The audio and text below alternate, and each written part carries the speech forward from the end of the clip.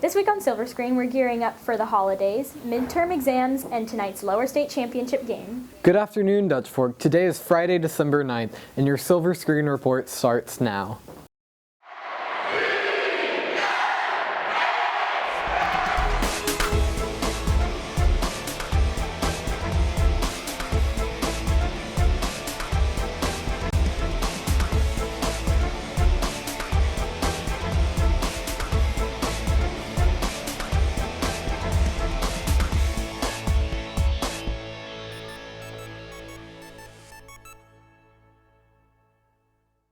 Christmas music and joy filled the air as students of the Job Skills class opened up their holiday shop to the students and teachers of Dutch Fork High School. Caleb Hanna checks it out.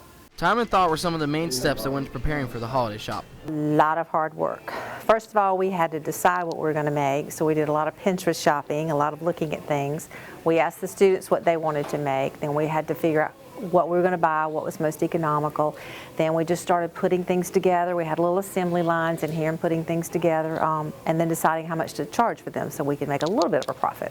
I totally agree. We did a lot of hard work. The students were great. We braided for our dog toys.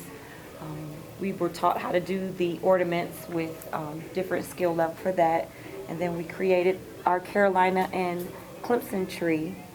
Students and teachers alike felt that the joy-filled experience is a great addition to the daily activities of the school.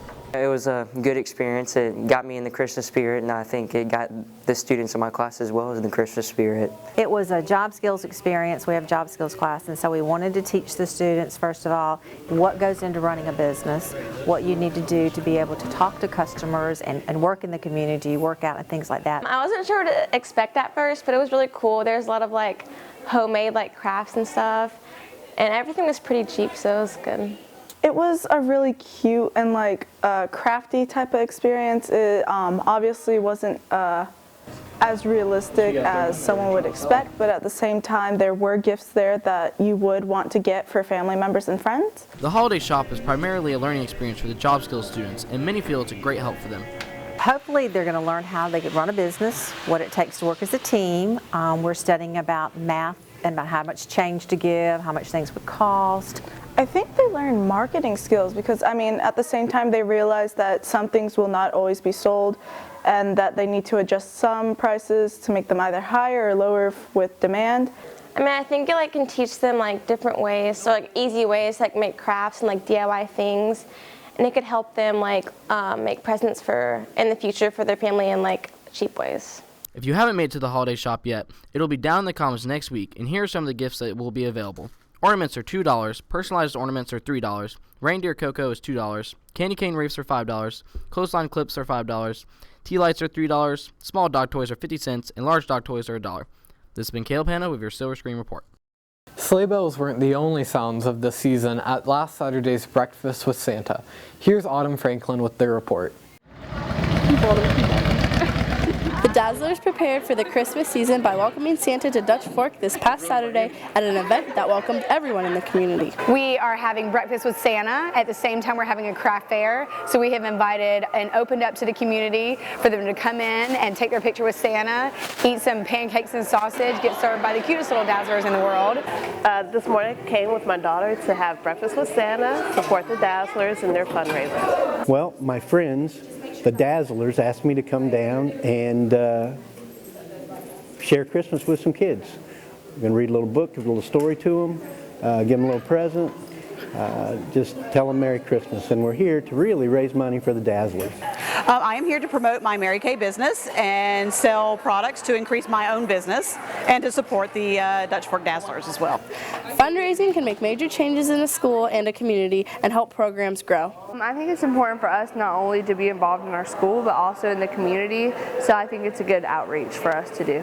Well, these programs are important because without charitable donations, without fundraisers, people don't get to have trips, they don't get to donate toys, they don't get to have sports equipment, they don't get to have all the extracurricular activities that they really like to have. And without fundraising, the school can't provide all those, the city, the government can't provide all those. So fundraising really helps everybody get a lot more out of their education and out of their activities.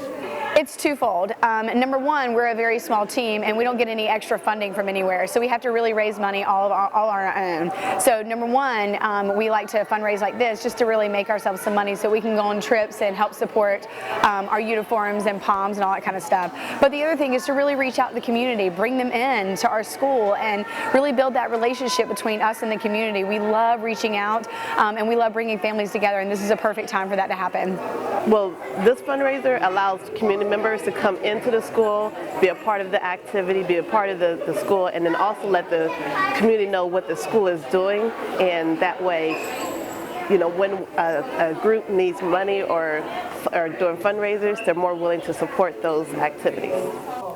The Dazzlers' impact on the school is shown in a multitude of ways as they give back to the community and the school. I think the Dazzlers are important for many reasons, but not only because we do get so involved with our school, but we also get so involved outside of our school in the community. So I think it's good for us. I'm just so thankful that we were able to host this here, and I really hope that we'll continue this tradition from now on. This has been Autumn Franklin with your Silver Screen Report. The SAT word of the week is revel, a verb, meaning to enjoy intensely. The mock trial team has been busy preparing their cases as they get ready to face off against Chapin. China Wallace was at this week's practice to get all the details. Mock trial is more than two people standing on different stands arguing about a topic. There's hard work put into every case. So mock trial is really about two things. It's about learning the court system, so defense, plaintiff, prosecution, learning what goes into a court case, the preparation, the documents included.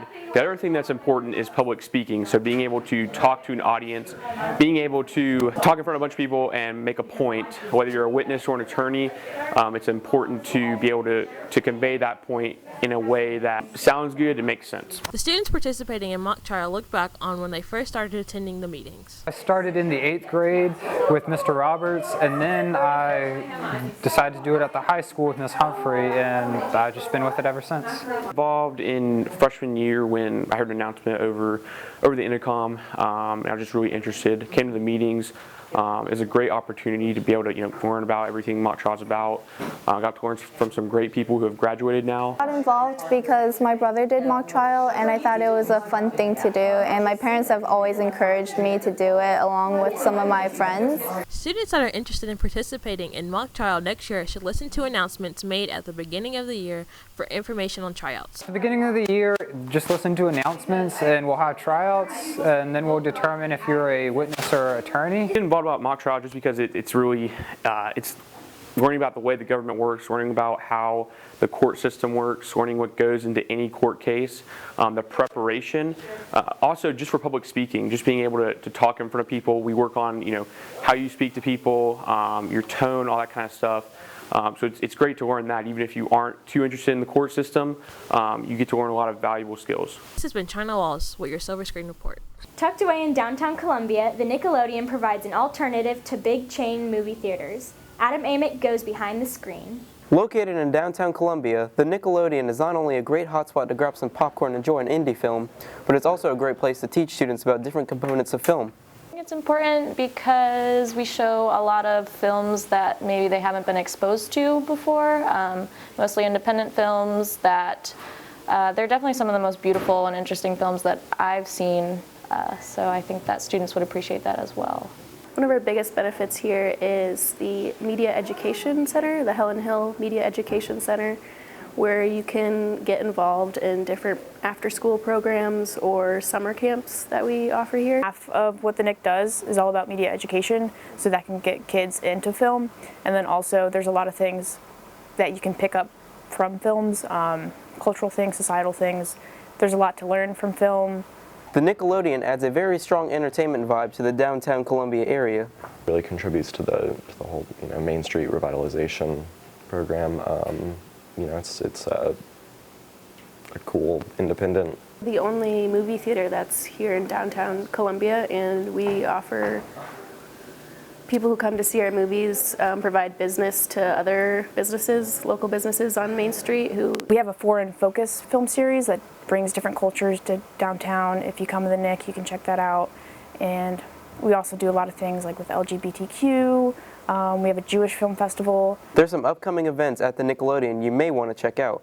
in December, our holiday series, we're playing Jingle All the Way with Sinbad and Arnold Schwarzenegger. We're playing Miracle on 34th Street, It's a Wonderful Life, and Scrooged with good old Bill Murray. We are starting this movie right here, which is Manchester by the Sea, and Nocturnal Animals, which is directed by Tom Ford. The Nickelodeon can give you experience with working with others and learning about film. If you're a student, it's always, if you're looking to volunteer or for an internship, the Nickelodeon is a great place to do that because you'll learn a lot. You'll get to interact with a lot of cool people from a lot of different backgrounds. This has been Adam Amick with your Silver Screen Report. For this week's Kids in the Hall, we asked students about their favorite movies.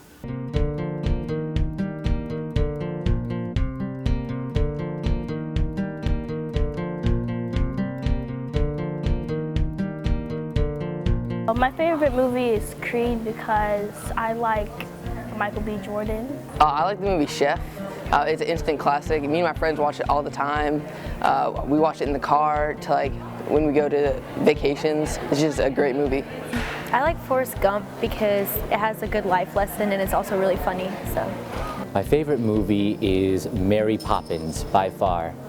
Not just because of the movie itself, but the story behind it and how it came to fruition, and the struggles that Walt Disney had to go through with the author of Mary Poppins in order to get the license for the movie, and how he transformed it from the book to the screen. It was just an amazing story. And then the movie itself is amazing as well. The journey that not only the kids go through, but the father especially as well. And the scene at the end when they go and fly the kite just brings tears to my eyes every time. Tonight the Foxes have a rematch with Fort Dorchester, a team they beat in the regular season. Here's Thomas DeSetto and Sam Aaron with your sports report. Thanks, Mia. We're going to start with a rundown of our keys to success. He's going to give you the keys to success, to more wins, and more blessings. Dutch Fork seems confident in their preparation. They seem to treat every opponent the same. Confidence is a crucial component in winning this game, especially since this game is a rematch. Both teams know what to expect. We caught up with senior Bobby Irby and senior Liam Reed to see their opinions of the game. When an opportunity presents itself, we just got to make a play. Just a lot of preparation. We got to make sure we put in the work the whole week as we've been doing the whole season and make sure we're ready to play them as well or better than we did earlier this season. Star receiver Austin Connor had a fantastic game against the Patriots. Unfortunately, he sustained an ankle injury, so the Foxes are going to have to rely more heavily on the running game. Since the last time these two teams played, the Dutch Fork offense has changed drastically. They've been able to run the ball a lot more with freshman Ron Hoff. So I think that's going to play a key component in this game, especially since Austin's out. As mentioned earlier, this edition of Dutch Fork vs. Fort Dorchester is a rematch. It's always rare for a team to emerge victorious from both games. Yes, the losing team in the matchup typically plays with a chip on their shoulder and focuses on the mistakes much more than the winning team does. Here's Bobby and Liam on their thoughts on the rematch. They always say it's hard to beat a team twice, especially Fort D, but we can go out here and do it because it's just another team in our way and we're just trying to win state. Rematches are sometimes challenging because each team has played each other this season. They know kind of what their game plans are. They have film on each other, but we're going to go at them like every other team we go after, and we're going to just try and beat them like we should. Winning this game would name Dutch Fork the lower state champions, but the Foxes have their eye on a bigger prize. It would be great. It'd be a great culmination of all the effort we've put in this whole season. The years past as a senior, it'd be a great way to end it off, especially if we go from lower state to the full state and win state. It would mean a lot because it's just one step closer to a state championship, and that's what we've been working hard for all summer. So. That's all for this week's Sports Report. Now back to you. Thanks, Sam. And now for some announcements. Underclassmen, as you prepare to sign up for next year's classes, we'd like to tell you about the Intro to Mass Media elective. Although this year-long course is designed as a prerequisite for the Silver Screen Report staff, anyone can enjoy the class. Intro to Mass Media covers all types of media, from books, magazines, and comic books, to movies, animation, and the internet. See Miss Medlock Green in room 252 for more information. Now to Mia for more.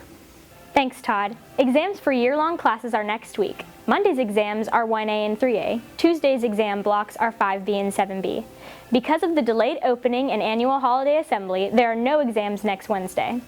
Exams resume Thursday for 6B and 8B, and the week ends with 2A and 4A exams on Friday. Exams for semester-long classes begin January 9th. Thanks for watching. We'll be working on our exam projects next week, so we won't have another show until January 6th.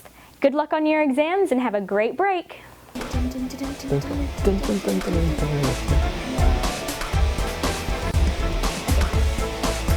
yeah, that's me. The mock trial team. Whoa, yeah, that's great. Mia, please stop. What's going on? It's the blooper. Come on.